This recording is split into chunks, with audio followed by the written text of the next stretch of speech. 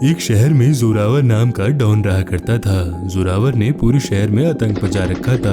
वो हर तरह के गलत काम किया करता था, चोरी से लेकर स्मगलिंग तक। शहर की पुलिस जब उसे पकड़ने की कोशिश किया करती थी तो वो पुलिस से बचकर अपने खुफिया अड्डे पर छुप जाता था। ऐसा माना जाता है कि जोरावर के हाथों कोई एलियन टेक्नोलॉजी लग चुकी थी, जिसकी मदद से वो पुलिस को चकमा देकर गायब हो जाता था।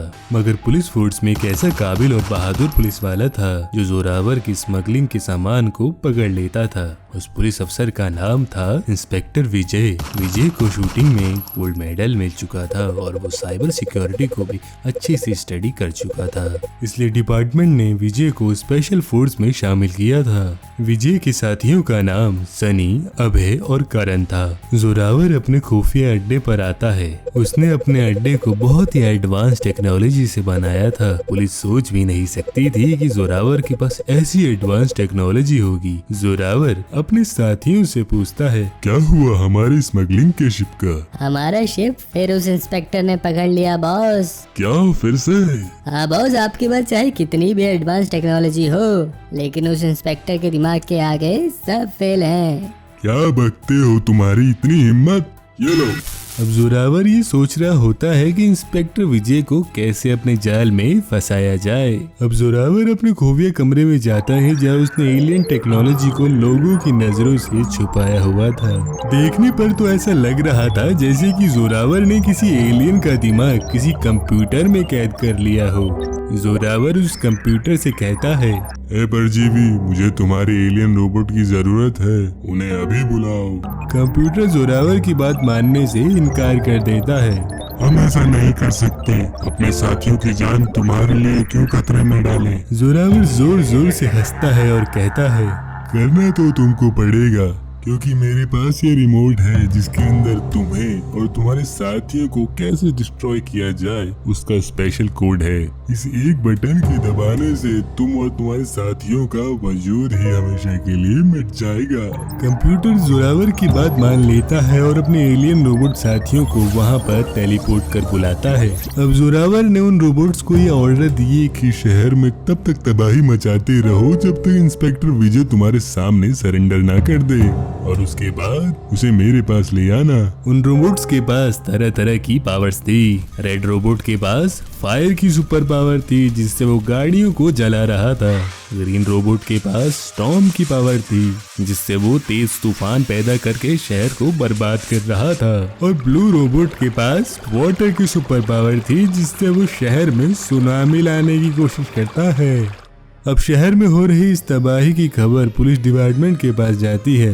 पुलिस कमिश्नर विजय के पास आते हैं और कहते हैं, ये रोबोट्स बार बार तुम्हारा नाम ले रहे हैं विजय, अब केवल तुम ही हमारे शहर को इन रोबोट से बचा सकते हो। विजय कमिश्नर से कहता है कि आप फिक्र ना करें, ये तो मेरा फर्ज है, चाहे मेरी जान क्यों ना चली जाए, मैं अपने शहर को जरूर बचाऊंगा।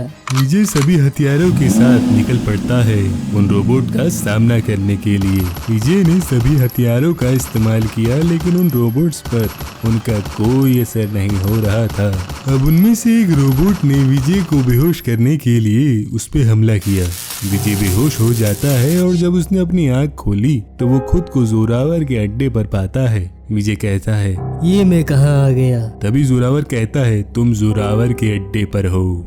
अच्छा, मुझे लगा ही था ये तुम्हारा काम है जोरावर, मैं तो बस तुम्हारे इस खुफिया अड्डे को देखना चाहता था। देख लो, क्योंकि ये तो तुम्हारा आखिरी दिन है। तुमने मेरा बहुत नुकसान किया है, उसका हिसाब तो तुम्हें देना पड़ेगा।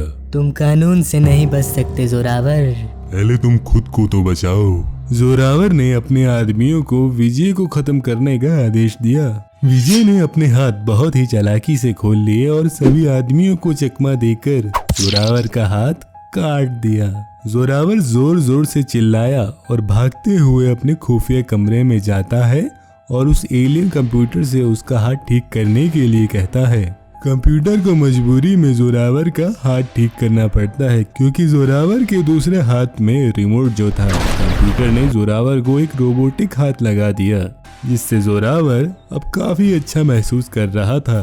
अब यहाँ विजय को जोरावर के साथियों ने पकड़ लिया था। जोरावर का हाथ कटने के बाद जोरावर बहुत ही गुस्से में था। उसने अपने आदमियों से कहकर विजय को मारना चाहा, जोरावर के आदमियों ने पहले तो विजय को बहुत पीटा, बाद में उसे खाई से नीचे भी फेंक दिया। अब जोरावर के आदमी वापस अपने अड्डे पर आ जाते हैं। जोरावर कहता है, अब देखता हूँ मुझे शहर पर राज करने से कौन रोकता है। जोरावर ने पूरे शहर में आतंक मचा रखा था। यहाँ पुलिस जोरावर को रोकने में नाकाम हो रही थी। विजय के साथी कहते हैं, विजय के जाने के बाद तो ऐसा लगता है जैसे पुलिस फोर्स अब किसी काम की ही नहीं है। शहर में इतना कुछ हो रहा है और हम कुछ भी नहीं कर सकते। फिर वहाँ कमिश्नर आते हैं। तुम सब चिंता ना करो, मैं तुम लोगों को कुछ दिखाना चाहता हूँ। कमिश्नर उन सभी को एक खुफिया लैब में ले जाते हैं। अरे कमिश्नर, हमें कहाँ ले जा रहा है? चुपचाप चलते रहो। अब वो एक रूम में जाते हैं जहाँ एक साइंटिस्ट उनका इंतजार कर रहा था। साइंटिस्ट कमिश्नर से कहता है, आ गए आप? तो क्या आप सब तैयार हैं? पर किस लिए? बस देखते रहो, अभी पता चल जाएगा। साइंटिस्ट ने कहा, रोबोकॉप हाजिर हो। अब एक रोबोट जैसे शरीर में एक आदमी चल के आ रहा होता है। रोबोकॉप ने कहा, कैसे हो दोस्तों? सनी, अभय और करण ये सुन हैरान हो जाते हैं। वो सभी कहते हैं, ये तो इंस्पेक्टर विजय की आवाज है। क्या तुम इंस्पेक्टर विजय हो? साइंटिस्ट ने कहा, हाँ ये विजय है, लेकिन एक नया विजय। वो नॉर्मल कॉप विजय नहीं, ये रोबोकॉप है। कमिश्नर ने बताया कैसे उन्हें विजय पहाड़ी के नीचे घायल मिला। उसके बाद वो उसे हॉस्पिटल ले गए, लेकिन डॉक्टरों ने कहा कि अब उसके हाथ पैर काम नहीं कर पाएंगे। बस अब उसका दिमाग ही उसे जिंदा रखे हुए है। इसलिए वो विजय को गवर्नमेंट के एक खुफिया प्रोजेक्ट में शामिल करने का फैसला करते हैं, जो कि एक सुपर सोल्जर बनाने का है। इसलिए विजय के दिमाग को एक मशीन के सूट में डाला गया।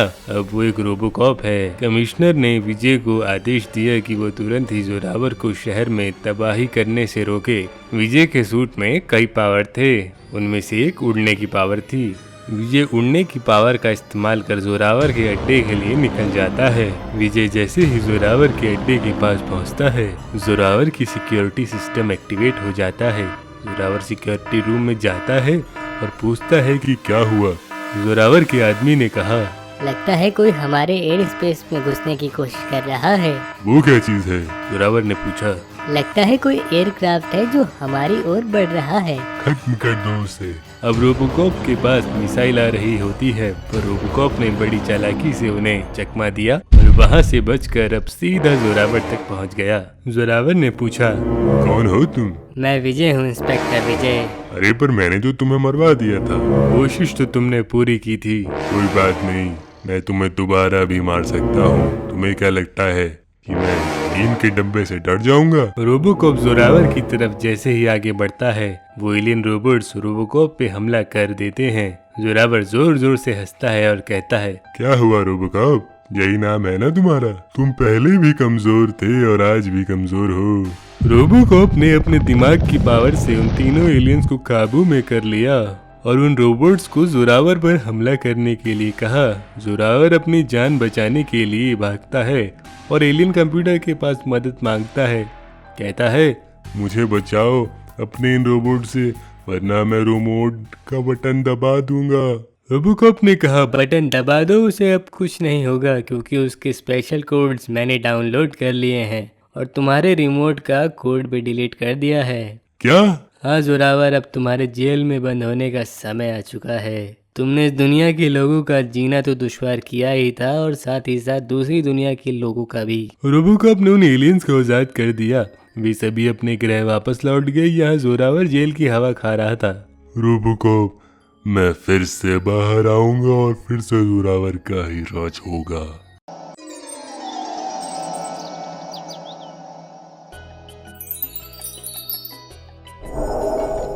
राज्य में सब मंगल और खुशहाल चल रहा था, लेकिन ये तो शायद आने वाले तूफान के पहले की शांति थी। राजकुमार अजीत, अरुण और अर्जुन स्वार्थहीन भाव से अपने राज्य के लोगों की सेवा कर रहे थे।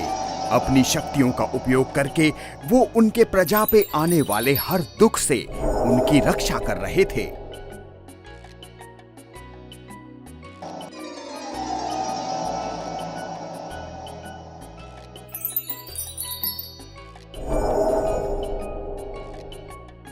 एक दिन राजकुमार अजीत को उनके एक खबरी से ये खबर मिली कि कोई असामान्य दिखने वाला व्यक्ति उनके राज्य में घूम रहा है।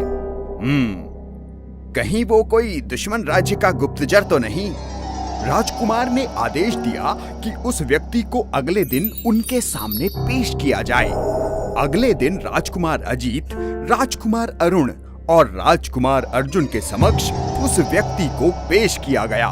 ये सभा एक गुप्त सभा थी जिसमें केवल राजकुमार ही मौजूद थे। कौन हो तुम और हमारे राज्य में क्या कर रहे हो? मैं एक वैज्ञानिक हूँ और मैं आपकी ही तलाश में आया हूँ। ये सुनकर तीनों राजकुमार दंग रह गए और सोच में पड़ गए।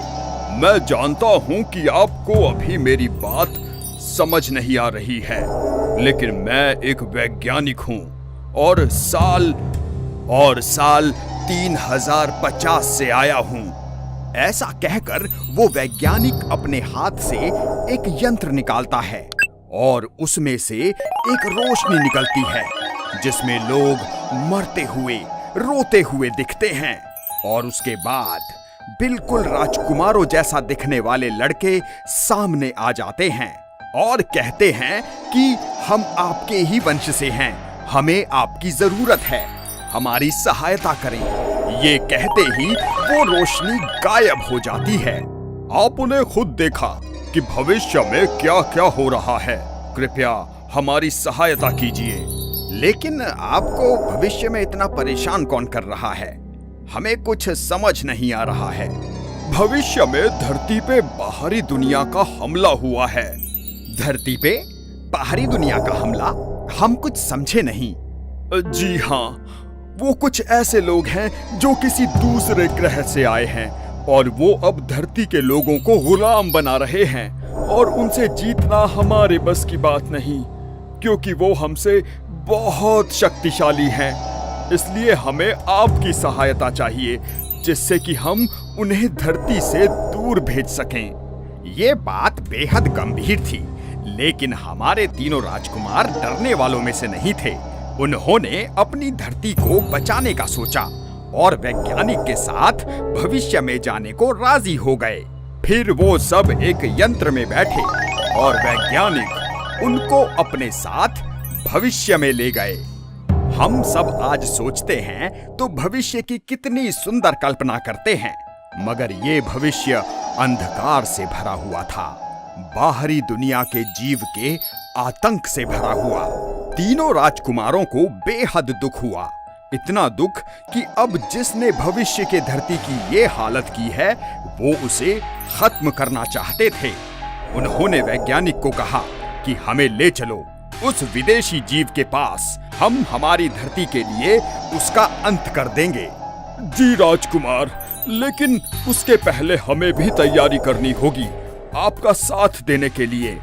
वैज्ञानिक राजकुमारों को अपनी प्रयोगशाला में ले जाते हैं और उन्हें कुछ खाने को देते हैं।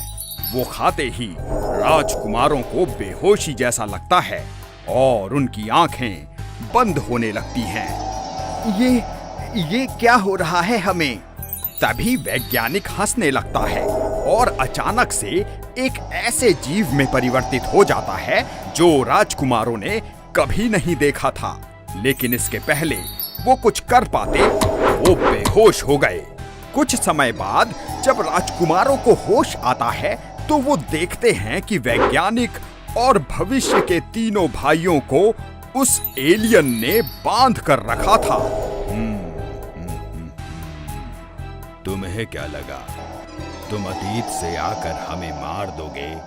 हमें पहले से पता था कि तुम सब यहाँ आने वाले हो, इसलिए वैज्ञानिक के पीछे पीछे हम भी समय में पीछे चले गए और तुम्हारा पता चलते ही वैज्ञानिक को अगवा कर लिया और तुम्हें मारने के लिए यहाँ लेकर आ गए। ये सुनकर राजकुमारों को अत्यंत क्रोध आया।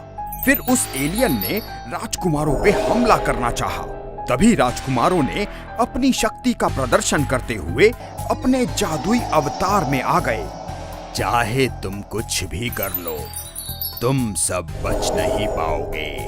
ऐसा कहकर उसने राजकुमार अजीत पे हमला किया, लेकिन उसके हमले का कोई भी असर राजकुमारों पे नहीं हुआ। हो गया, अब हमारी बारी। राजकुमारों ने एक साथ मिलकर उस पर हमला कर दिया। राजकुमार अरुण ने उस पे पानी के गोले से हमला किया। वो चाहकर भी खुद को संभाल नहीं पा रहा था, क्योंकि पानी बेहद तेजी से उसकी तरफ आ रहा था। फिर राजकुमार अर्जुन ने अपने हवा की शक्ति का उपयोग करते हुए उसके शरीर के आने वाले पानी को बर्फ में बदल दिया। वो एलियन अब जम चुका था। कैसा लग रहा है इस गर्मी में बर्फ बनकर? तभी वो एलियन बर्फ को तोड़कर थरथराते हुए बाहर आता है, लेकिन उसके कुछ करने के पहले ही राजकुमार अजीत कहते हैं, ओह, क्यों ठंडी लग रही है? आग के गोले खाना पसंद करोगे क्या? एलियन अब डर जाता है और कहता है, नहीं, हमें माफ कर दो, हमसे गलती हो गई है। मैं आपकी धरती को छोड़कर चला जाऊंगा और मेरे सभी साथियों को भी लेकर जाऊंगा।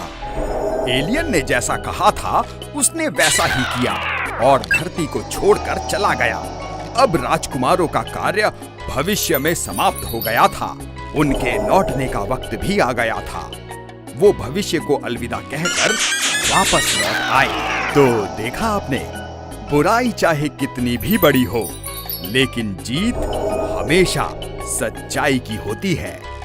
बहुत समय पहले की बात है, जब पाताल लोक में एक खतरनाक और बेहद शक्तिशाली राक्षस का राज था, जिसका नाम मायासुर था। उसने पाताल लोक में सबका जीना मुश्किल कर दिया था। मैं तुम सबका राजा हूँ, मैं सबसे शक्तिशाली हूँ और तुम सब मेरे गुलाम हो।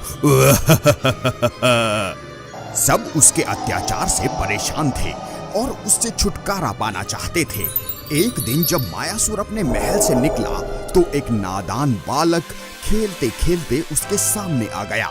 उसने शक्तियों के अहंकार में चूर मायासुर ने बच्चे को देखा और कहा, ए बच्चे, तेरी इतनी हिम्मत कि तू मुझसे आगे चलेगा? लगता है आज तुझे तेरी मौत बुला रही है। और ऐसा कहकर उसने बच्चे को मारने के लिए अपना हाथ उठाया। तभी वहां एक बूढ़ी औरत आती है और कहती है, इससे पहले कि आप कहानी में खो जाएं, हिंदी स्टोरी बॉक्स चैनल को सब्सक्राइब करें और वीडियो लाइक करना न भूलें। अब कहानी शुरू करते हैं। एक छोटे बच्चे पे क्या अपनी शक्ति दिखाते हो? अगर हिम्मत है तो उन 3 भाइयों को मारकर बताओ, तब समझेंगे हम कि तुम में कितनी शक्ति है। ये सुनकर मायासुर को बहुत गुस्सा आया। उसका जी चाहता था कि वो इस बूढ़ी औरत को भी मार दे, लेकिन वो जानना चाहता था कि वो तीनों भाई कौन हैं, जिनको हराने की चुनौती ये बूढ़ी औरत दे रही है। मुझे पता है मुझे कोई नहीं हरा सकता, लेकिन मैं जानना चाहता हूँ कि ऐसा कौन है जिसने तेरे दिल में ये उम्मीद जगाई। कौन है, बता मुझे। बूढ़ी औरत मायासुर को बताती है कि वो तीनों भाई धरती के वासी हैं और उन्हें जादुई शक्तियों का वरदान है। मायासुर ये बात सुनकर धरती पे आ जाता है और उन तीनों भाइयों को छुप कर देखता है, ताकि उनकी शक्ति का अंदाजा लगा सके।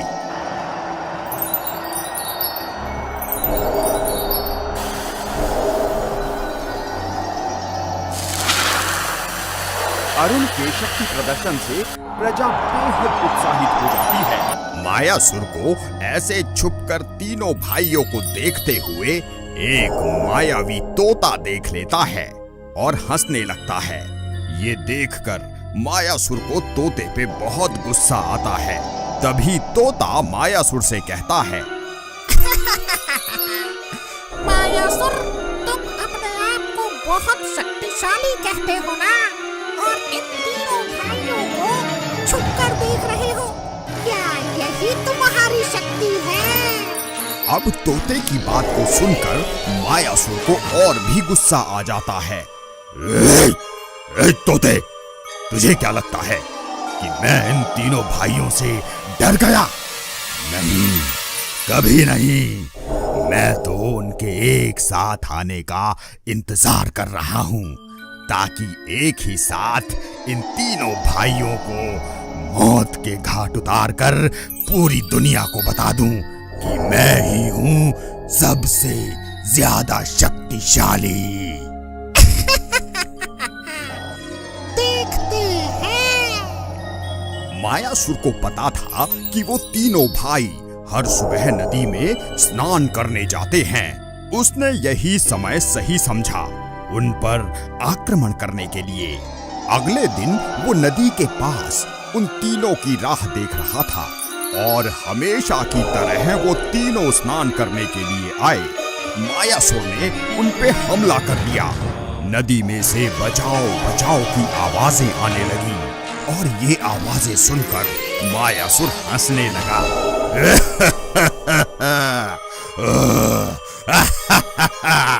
तभी अचानक से ये आवाजें बंद हो गई और पूरे वातावरण में शांति सी छा गई। क्योंकि अभी सूर्य उदय नहीं हुआ था, इसलिए कुछ साफ साफ नहीं दिख रहा था कि क्या हुआ। मायासुर नदी के पास गया देखने के लिए कि क्या हो रहा है। नदी के किनारे दो भाई गिरे हुए थे। मायासुर को लगा कि दोनों भाई तो मर गए, लेकिन तीसरा भाई कहाँ है। तभी अचानक से मायासुर की तरफ पानी की बड़ी लहर आ गिरी। वो जब तक उस लहर में संभल पाता, उसने महसूस किया कि वो बर्फ में जम चुका है। कुछ देर बाद जब मायासुर को होश आया, तब उसने देखा कि वो एक पेड़ से बंधा हुआ है।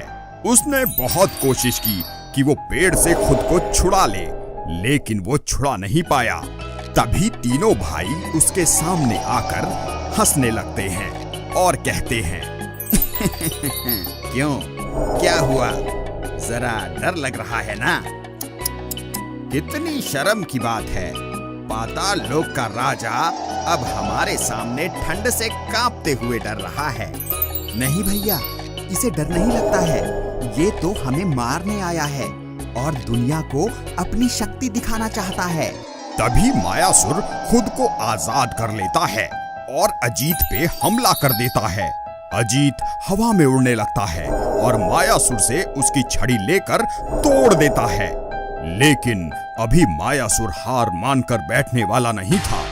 वो खुद भी हवा में उड़ने लगा और उसने अजीत पे हमला करके उसको नीचे गिरा दिया और हंसने लगा। तभी अरुण और अर्जुन ने अजीत को उठाया और अरुण ने अपनी पानी की शक्ति से मायासुर पे हमला कर दिया और उसको उठाकर पटक दिया। और फिर तीनों भाइयों ने एक साथ अपनी शक्ति को मिलाकर मायासुर पे हमला कर दिया और मायासुर को बुरी तरह से घायल कर दिया। क्यों, बोलती बंद हो गई? चाहे तुम कितने भी शक्तिशाली क्यों ना हो, लेकिन हमारे साथ भगवान का आशीर्वाद है। लेकिन मुझे ये समझ नहीं आ रहा है कि तुम हमें मारना क्यों चाहते थे। तभी वहां पर तोता आ जाता है और तीनों भाइयों को पूरी बात बताता है। पूरी बात जानने के बाद तीनों भाई ये फैसला लेते हैं कि वो उसे मार देंगे, ताकि पाताल लोक उसके अत्याचारों से मुक्त हो जाए। नहीं, नहीं, मुझे सजा दीजिए। मेरी गलतियों के लिए मुझे सजा दीजिए, लेकिन मेरे प्राण मत लीजिए। मायासुर को देखते हुए तीनों भाइयों को उस पर दया आ जाती है और वो उसकी बात मान लेते हैं और उसकी सजा के लिए उसे उसके ही पाताल लोक में एक गुलाम बना देते हैं। आखिरकार मायासुर को उसके अहंकार की सजा मिल ही गई और उसे उसके लिए उसका फल मिला। इस कहानी का कौन सा भाग आपको सबसे ज्यादा पसंद आया, नीचे कमेंट करके जरूर बताएं। अगर आप चाहते हैं कि आपकी कहानी हिंदी स्टोरी बॉक्स पर दिखाई जाए तो आप हमें अपनी कहानी भेज सकते हैं। जिसकी कहानी हमें सबसे अच्छी लगेगी हम अगली कहानी वही दिखाएंगे। ऐसे ही मजेदार कहानियाँ देखने के लिए यहाँ क्लिक करें। मिलते हैं अगली कहानी में।